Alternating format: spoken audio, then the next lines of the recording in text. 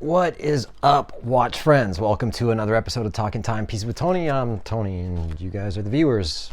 Today I'm wearing my Zodiac Super Seawolf. It's a fun day. It's a nice day outside, finally. I love this watch. Actually, I bought this in Nashville at King Jewelers. Zodiac are, just a phenomenal watch, actually. That's a chronometer, so it's certified COSC.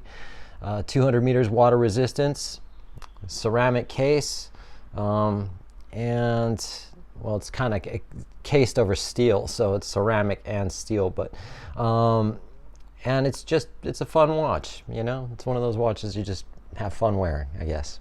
Anyway, no intro today. We're just going to go straight with the questions. This is part 2 of the Q&A. I had a lot of questions last week, or this week, and so if you guys want your question featured, all you got to do is leave it in the comments below, and that's all you got to do. So let's start. The first question comes from Red Dawn 2010.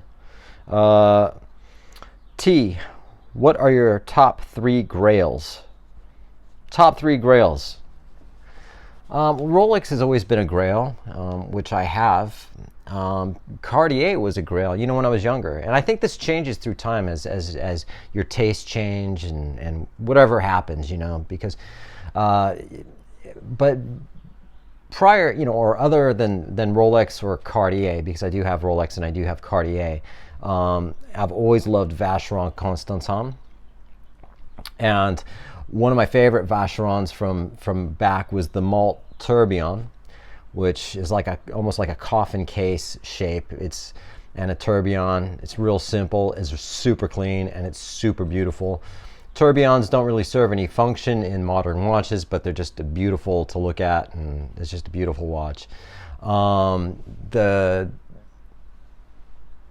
annual calendar, Patek Philippe, another one.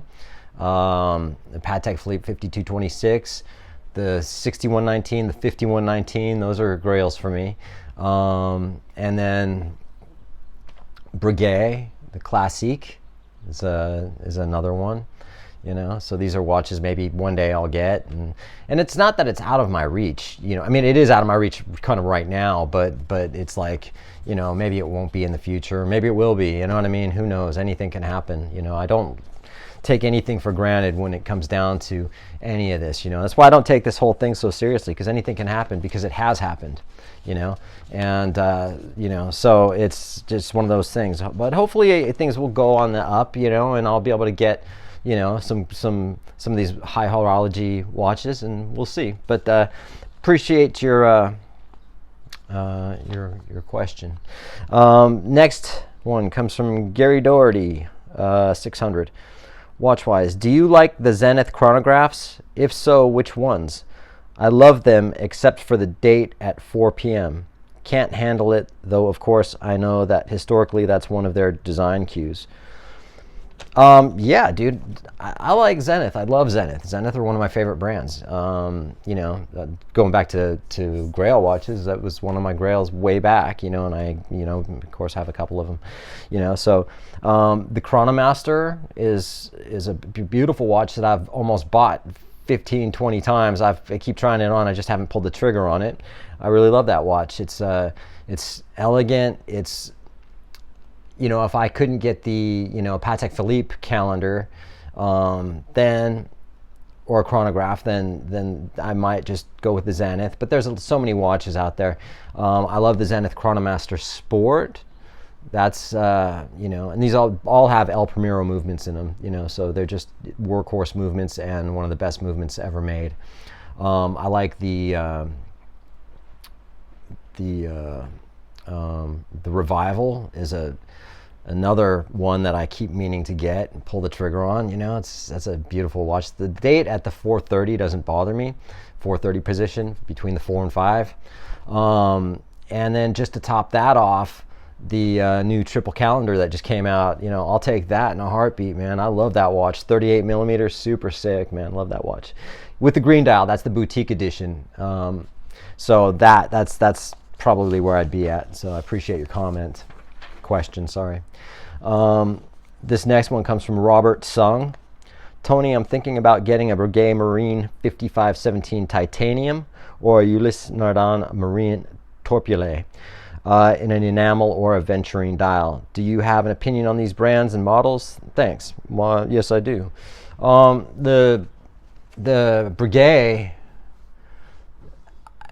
it's almost, get down from, hey! Sorry. Paco is just like, whatever. Sorry. The Breguet, I mean, it almost looks like a dress watch, doesn't it? I mean, it's kind of, it's dressy, but it's sporty. So when you say, your first thoughts when you think of Breguet Marine, you're thinking of like the Type 20, even in a sense, you know, more of that sort of robust, you know, maybe like a Submariner or something, but it doesn't. It's very much got a sort of dress watch aesthetic to it, as well as what the watch actually is, and it's got sort of modernized Breguet hands to it. It's a real nice watch. And you're looking at about $18,000 retail on that, maybe more, maybe 18,000, I think. The Ulysse Nardin, you know, you're looking at now a whole completely different price point. It's a lot less expensive than the Breguet, you know what I mean? So, and they don't really have too much, they kind of similar, but in the sense that, I guess, it's cheaper, but Ulysse Nardin are a great brand, so it's up to you which you prefer as far as if you want to spend the money or save the money. I don't know what they're both going for on the secondary, but I would imagine Ulysse Nardin is still going to be a lot cheaper than the Breguet. But if it was up to me, I would go with Breguet all day long. So there you have it. But thanks for your question, man. I do appreciate it. This comes from Mike Lewis 2456. Do I consider Brian May from Queen up there with the great guitarist and the Edge from U2 having his own style? And then the watch question, what are my feelings regarding Richard Mille?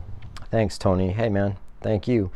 Brian May is good, man. I mean, he's an icon, isn't he?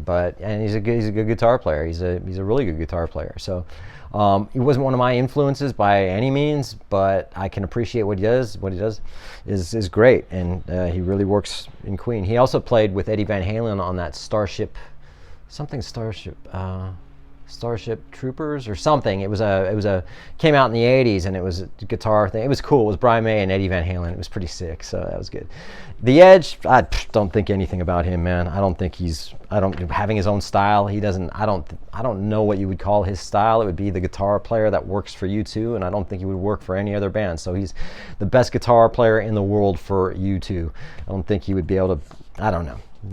Sorry, man. As far as Richard Mille, no, thank you. I don't like their watches, dude. I think they're super hyped. They're super expensive. I don't think they're innovative like a lot of people say they are. I don't. Okay, this one, but I do appreciate the question, man. This one comes from JP-W9N9PP. Thanks for the awesome review. Thoughts on this one versus the 12 Titanium by Christopher Ward. And now I'm almost going, I think I know you were talking about the Zenith Defy Skyline. So you're trying to, well, what you're asking me is my thoughts on the Defy Skyline versus the Christopher Ward Titanium, the 12. You can't compare the two. I mean, it's apples and oranges. You know, Christopher Ward has no history, no heritage, nothing. You know what I mean? They made a watch at the 12. You know, it looks like the Gerard Perregaux, or it looks like basically it's another sort of Gerald Genta kind of design watch. I think they even state that. They use a Solita movement. So, you know, for the price point, yeah, I think, what are they, like $1,500 or something like that? I mean, I think it's great for the price point, but you can't compare that to a Zenith Defy Skyline. The Zenith Defy has got so much history, so much heritage. You know, they're innovative in their designs, and as far as I'm concerned, even that shape of watch came out before Gerald Genta even came on the scene and designed the Audemars Piguet, whatever other watch, the Nautilus, Patek Philippe, the Cartier Santos. I'm sorry, the Cartier Pasha. You know, I believe that the Zenith, also the El Primero, was one. Yeah, I think you just can't compare the two. You know what I mean? Yeah. I'm sorry, man. It's just no way. I'm not taking anything away from Christopher Ward, so people are going, oh, you fucking Christopher Ward or the shit. I know you get those guys that basically jerk off to Christopher Ward watches, and that's fine if you want to do that. But and I think Christopher Ward makes some great watches. The Belcanto, whatever. Their Aventurine Moon Phase is freaking sick. I love that watch. So yeah, but again, you can't compare a brand like that to something like Zenith. But thanks, man. This next question, okay, I might save that for an actual video in itself. Question for the Q&A. This is from Marty B618. In the area I live, there are only a few watch stores. Subsequently, the brands that they carry are all I get to see unless I make a road trip, which is a bummer. When I go to new places, I'm always excited to see brands that aren't in my area. Sometimes they are underwhelming, sometimes they impress me. So here's the question, two-part. What brands do you wish an AD close to you? What brands do you wish had an AD close to you? And what brands were you excited to see and were underwhelmed when you saw them in person? If there was an AD near me, I wish there was a JLC, JG Lecoultre, Vacheron Constantin, Patek Philippe, Breguet, Gerard Perregaux. I wish there was an AD close like Bindi is to me, but there isn't. So, and what brands am I excited to see? I mean, what brands were I excited to see? Bindi used to carry Panerai, and I've never been into Panerai, and then I got into this whole, I think I need a Panerai, and then I went to Bindi. They don't carry Panerai anymore, and then I tried a couple of them on, and I was just like, no, I don't know. I was a little underwhelmed by Panerai. What brands I did like when I saw them, I think were like Mont Blanc. A watch I would have never thought of buying, and then I bought two of them, so sold one of them. God, I can't stand Mont Blanc's attitude. They're like, I swear to God, I think they act like they're Patek Philippe, man. There's so many other watch brands out there. Mont Blanc need to focus more on not only their customer service aspect. I haven't dealt with them directly, but I've heard their customer service is terrible. And then two, they need to work on their their servicing. If you're going to service a watch, make sure you service the watch and do it properly, not send it back worse than it was when it got dropped off. And that's how I feel about them. Thanks for your question, dude. This next one is from Gavin White 9743. When the guy asked about the Sprite, you said you wouldn't start your watch journey this way. How would you recommend someone starts their journey? Brand, budget, new, secondhand? I enjoy your show. Nice to see a real watch enthusiast rather than someone selling. Thanks, man. I appreciate that, Gavin. I guess that was probably unfair of me to say that. I had a question. I don't remember the question really, but I think that they wanted to start their journey with a GMT Master 2, the Sprite left-handed model. And I go, I wouldn't go down that road. But and that's not fair for me to say, because if that's where you want to start, then that's where you want to start, and that's where you should start, I guess. You know what I mean? I came from that whole thing of not having money and buying watches that like a Fossil watch or a Guess watch. I had to buy those department store watches, those cheap watches. They looked cool. A lot of them looked cool, but they weren't, luxury watches, and that's where I had to go. And then, I eventually worked up and got like a Movado or something, and then I got a Tag Heuer, then I got a Rolex, but, things like that. And so I think starting that high, it's great if you can do it, but at the same time, you miss that whole other aspect of it. I think, especially if you haven't had a watch before, if it's your first ever watch, then I would start definitely something cheaper. Wear it until you get used to it. My sister's husband has never wore a watch in his life, and then got one watch, a Swatch, and just to see how it would work, you know what I mean, and see if he could get into it, because it was my sister that essentially got him into watches, and so he's been sort of working that way. And so it's not fair for me to say that. You can start wherever you want, man. It's not my place to tell you, but it's kind of fun starting at that lower sort of thing and then being able to work your way up, I think. I don't know. It's like, I guess if you had a job and you just started as, I want my first position to be a general manager of blah, blah, blah. Instead of saying, hey, man, I worked in the basement cleaning up fucking dog puke and whatever first, and then worked my way up or whatever. And, I think it's, you take shit more for granted when you start high. I don't know, man. I should keep my mouth shut. Thanks for your question, Gavin. Gordon Harwell 2472. Not sure if this will make this week's Q&A. Sorry it's late. Anyway, where would you look if you were looking for a used Seamaster 300 1957 limited edition replica 39 millimeter? I'm not that sophisticated outside of the Rolex world, and any suggestions are appreciated. I'm glad it stopped raining and some sunshine is coming our way. Thanks, dude. Is that makes no sense to me. Are you looking for a fake watch, a replica, or is there such a thing as a 1957 limited edition replica? The reason why I ask that is because one of the guitar companies I use make a ukulele called the Replica, and it's not a replica. It's not fake. It's actually a replica of their one of their flamenco guitars. If you're asking me about a replica, like a fake watch, I have no idea, dude. I'm not into that shit. I think, you know, if you're looking for something, buy the real thing, but don't support the you know, the counterfeiting market. You know, those sweatshops and where, you know, that money goes in all different directions from, you know, bad shit. You know, so I don't know, dude. Google it. All right, so I'd say I'm sorry, but I'm not.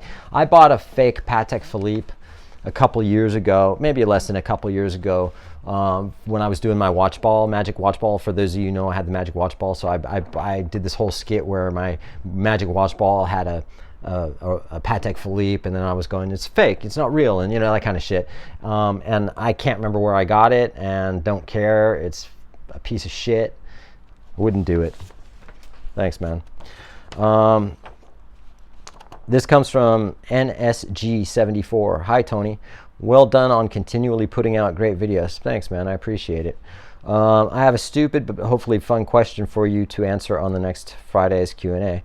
For some unimaginable reason, a new worldwide law is passed which makes it highly illegal to own more than one watch.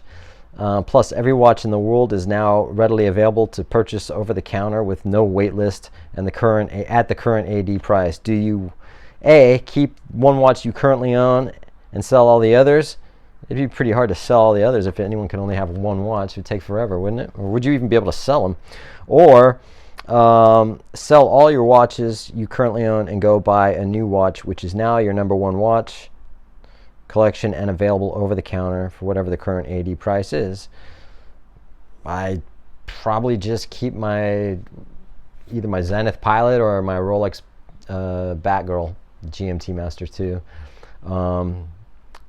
I think I would do that maybe, or I would just sell them all and buy a Patek Philippe. You know what I mean?